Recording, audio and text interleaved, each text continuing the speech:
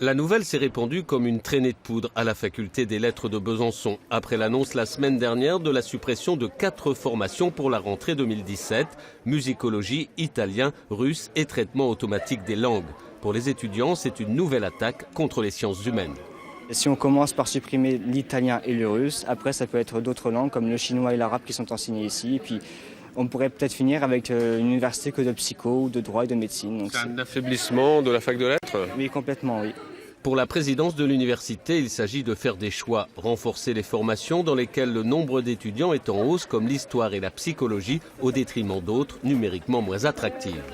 Quand on a effectivement des effectifs qui sont très faibles dans certaines formations, en musicologie ils sont 9 en licence 3, en italien ils sont 19 sur les 3 années de licence, on est quand même en droit de se questionner et de regarder un petit peu où mettre nos moyens. On a quand même une responsabilité effectivement d'argent public. À midi, l'Assemblée générale se déroule dans 2 amphithéâtres, affluence très nombreuse. Questions et commentaires fusent. Enseignants et étudiants n'acceptent pas non plus le projet de réduction de 12 à 10 semaines en licence 1 et le gel des postes d'enseignants. Puisque devaient être ouvertes de nouvelles licences qui ont été votées en juillet au CA, la nouvelle maquette, et ces formations ne pourront évidemment pas ouvrir. Après 2 heures de débat, l'AG décide d'envahir le conseil d'administration qui justement doit acter du gel des postes.